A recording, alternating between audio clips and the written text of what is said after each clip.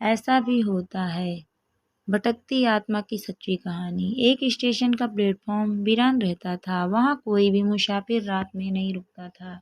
बाहर से आने वाला कोई अनजान अगर वहाँ रुकना भी चाहता तो वहाँ के स्थानीय लोग उसे कहते, भाई इस स्टेशन पर आत्मा रहती है, यहाँ रुकना खतरे से खाली नहीं है, और लोग चले जाया करते थे।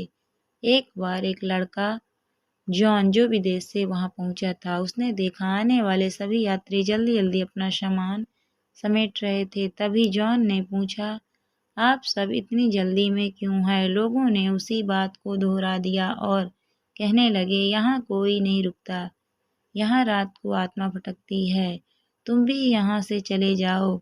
जॉन इन सब बातों में विश्वास नहीं करता था। उसने सोचा कुछ नहीं होगा, रात में यहीं रुककर सच्चाई का पता लगाया जाए, और वह वहां पर रुक गया।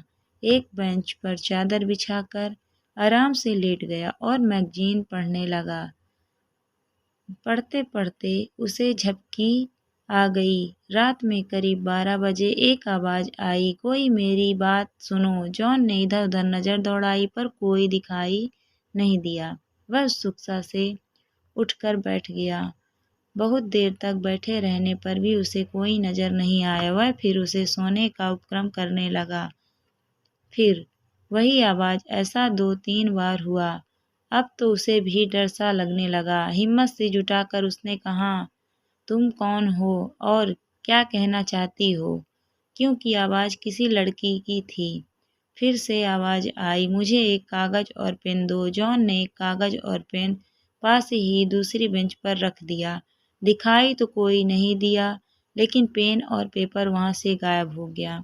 कुछ समय बाद वह कागज और पेन वहां वापस रखा मिला। उठकर देखा तो उसमें लिखा था, मैं कनिका हूँ, मुझे इंसाफ चाहिए। मैं यहाँ पास के ही एक फ्लैट में रहती थी। शादी के मात्र 6 माह बाद ही मेरे पति ने दहेज न मिलने पर मेरी हत्या कर दी और मेरी लाश को घर के ही एक कमरे में दफना दिया।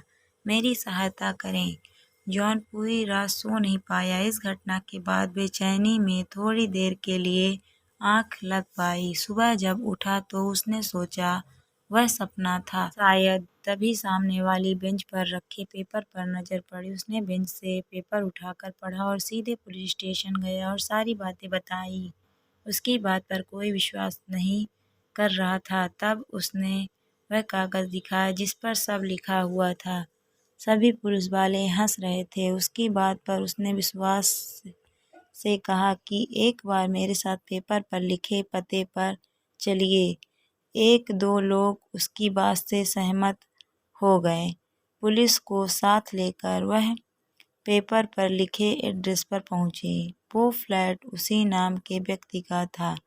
जब उसने पूछताछ की गई तो उसने पेपर में लिखी ऐसी किसी भी बात को स्वीकार नहीं किया जिससे कुछ भी पता चल पाता, लेकिन कुछ सवालों के जवाब देते समय उसके चेहरे की असहजता को पुलिस ने भांप लिया। छानबीन शुरू की गई तो घर से मृतका की डायरी मिली। उससे पेपर पर लिखी राइटिंग को मिलाया गया। पुलिस का शक यकीन में बदल गया। घर के मालिक को हिरासत में ले लिया गया। सख्ती से पूछताछ करने पर उसने अपना गुनाह स्वीकार करते हुए बताया, घर में जो स्टोर रूम है उसमें ही उसने अपनी पत्नी की हत्या के बाद लाश को दफनाया है। मौके पर पुलिस ने पहुंचकर वहां खुदाई कराई जहां उस लड़के की हड्डियों के अवशेष मिले, और ऐसे कनिका को जॉन की मदद से इंसाफ और उसकी आत्मा को मुक्ति मिली। यह कहानी सत्य घटना पर आधारित है। आप इस बात पर कितना विश्वास करते हैं? अगर वीडियो आपको अच्छी लगी है तो वीडियो को लाइक शेयर ज़रूर करें। अगर आप मेरे चैनल पर न्यू हैं तो प्लीज़ मेरे चैनल को ज्वाइन भी करें। Thank you for watching my video.